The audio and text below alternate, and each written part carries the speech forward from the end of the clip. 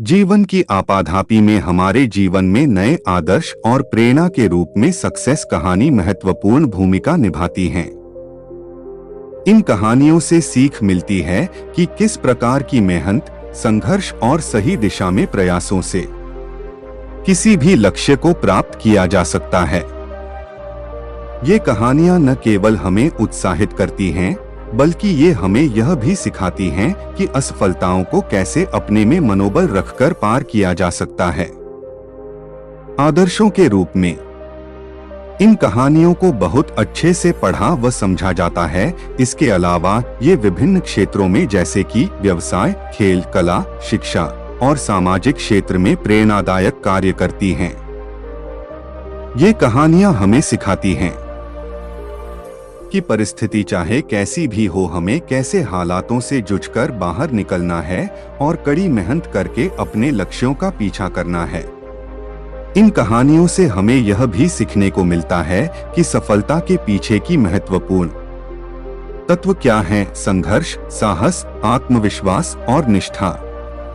इन सफलता की कहानियों को पढ़कर हमें ये समझ में आता है कि सफलता की दिशा में कठिनाइयों का सामना करना कितना जरूरी होता है, परंतु यही सफलता की कहानियां हमें सही मार्ग पर चलते हुए यह अपने लक्ष्य तक पहुंचाने में सहायक भी साबित होती हैं। इन कहानियों के माध्यम से हम अपने आत्मविश्वास को बढ़ावा देते हैं और निरंतरता कितनी महत्वपूर्ण है हमारे लिए इस बात को भी समझते हैं, जो सफलता की सीढ़ी की ओर प्रगति करने के लिए महत्वपूर्ण है। दोस्तों, जिंदगी कभी भी किसी के लिए भी आसान नहीं होती। जिंदगी में ना चाहते हुए भी बहुत संघर्ष करना होता है। जीवन में हर दिन कोई ना कोई चुनौती, कोई ना कोई संघर्ष आता ही रहता है और आता भी रहेगा। इसी बात को जाहिर करते हुए हम आपके लिए लेकर आए हैं एक छोटी सी सक्सेस स्टोरी, जो आपको सोचने पर मजबूर कर देगी और यकीनन आपका जीवन के संघर्षों को देखने का नजरिया भी बदल देगी। दोस्तों, ये कहानी एक पिता और पुत्र की है। एक बार एक पिताजी ने अपने पुत्र से कहा कि बेटे, अब तुम बड़े हो गए हो तो तुम अपनी जिंदगी में आगे बढ़ने के लिए क्या कर रहे हो? पिताजी के अचानक से पूछे गए इस सवाल से एक बार तो पुत्र चौंक गया, परंतु वो 1 मिनट रुका और बहुत ही ठंडे स्वर में बोला कि पिताजी, जैसा कि आप जानते ही हैं, मैं पढ़ाई में शुरू से बहुत अच्छा रहा और मैंने अपनी तरफ से अपनी पढ़ाई या अपनी किसी भी बात को लेकर कभी ढिलाई नहीं बरती है। मैं हमेशा से सब कुछ पूरी लगन के साथ करता आया हूँ। आप अच्छे से जानते हैं इस बात को, लेकिन फिर भी ना जाने क्यों परिस्थितियां हमेशा मेरे विपरीत ही रही हैं। मैं आज तक इस बात को नहीं समझ पाया हूं और अब ऐसा लग रहा है मानो जैसे कि मैं इन सब से शायद कभी नहीं उभर पाऊंगा। राहुल हमेशा से पढ़ाई और घर के अन्य कामों में भी बहुत समझदार एवं जिम्मेवार लड़का था, लेकिन फिर भी ऐसा क्या था जो उसे आगे बढ़ने से रोक रहा था? आखिर क्यों राहुल अपने जीवन में सफल नहीं हो पा रहा था? दरअसल राहुल बेशक एक जिम्मेवार लड़का था, परंतु वो अपनी परिस्थितियों को ठीक से समझ पाने में नाकामयाब रहता था। जैसे कि अगर उसके सामने एक तरफ शेर आकर खड़ा हो जाए और दूसरी तरफ उसके पिताजी खड़े हों, तो वो यकीनन अपने पिताजी को पहले बचाने की कोशिश करेगा, परंतु वो उस स्थिति की गंभीरता को समझने में नाकामयाब रहता था कि ये स्थिति कितनी गंभीर रूप ले सकती है अगर उसने शांति एवं ठंडे दिमाग से काम ना लिया तो। वो तो बस कैसे भी करके उस परिस्थिति से बाहर निकलने की कोशिश करता था। बस यही वजह थी जिस वजह से वो सफल होने से बार बार चूक रहा था। राहुल के पिताजी, जो कि इतनी देर से अपने बेटे की बातों को ध्यान से सुन रहे थे, उन्होंने उसे एक बड़ा हथौड़ा लाने को कहा।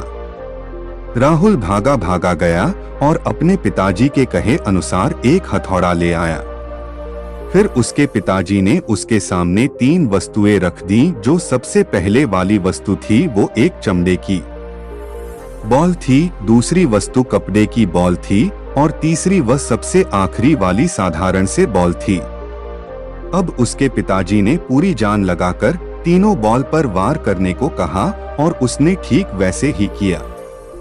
जैसे ही उसने पहली बॉल पर वार किया तो वो थोड़ी सी टूट गई। अब उसने कपड़े वाली बॉल के साथ भी यही किया तो वो फटकर एक दूसरे से अलग हो गई, और जब उसने तीसरी बॉल पर उतनी ही जोर से प्रहार किया तो वो ना टूटी ना फटी, वो बस उछलकर दूर जा गिरी और उसके बाद भी उछलती ही रही। अब राहुल के पिताजी ने उससे पूछा कि तुम्हें समझ में आया कि अभी क्या हुआ है?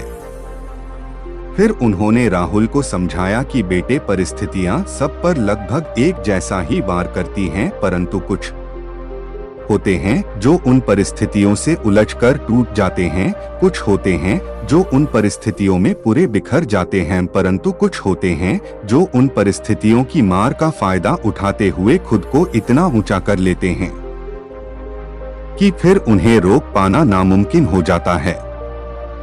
तो तुम भी ठीक वैसा ही करो, अपनी परिस्थिति को समझो, उसे वार करने दो और फिर उसकी वार का फायदा कुछ इस तरह से उठाओ कि तुम उससे उबर पाओ। लेकिन इन सब से निपटने के लिए एक चीज जो सबसे ज्यादा महत्व रखती है वो ये कि तुम अपने दिमाग को शांत रखो और फिर देखो कि सब कुछ कितना आसान हो जाएगा तुम्हारे लिए।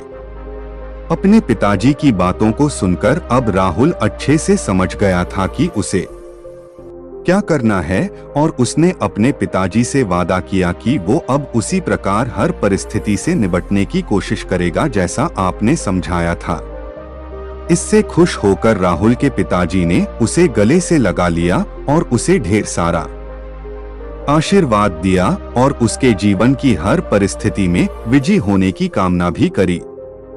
इस कहानी से हमें ये सीख मिलती है कि हर किसी की जिंदगी में समस्याएं आती हैं और संघर्ष भी सभी को करना पड़ता है। ये हमारे ऊपर निर्भर करता है कि हम किसी समस्या को किस तरह से देखते हैं। जब संघर्ष का समय आता है तब किसी को वो समस्या बहुत बड़ी लग सकती है, परंतु किसी के लिए वो समस्या एक अवसर बन जाती है। ये सब हमारी सोच पर निर्भर करता है कि हमें उस परिस्थिति से कैसे निपटना है। अपनी सोच को सकारात्मक रखें और अपने मन को शांत रखें, फिर देखिए आपके लिए वो समस्या बड़ी नहीं रहेगी। आशा है आपको ये कहानी जरूर पसंद आई होगी। यदि हाँ तो अपने सवाल या जवाब नीचे कमेंट करके जरूर बताएं। धन्यवाद।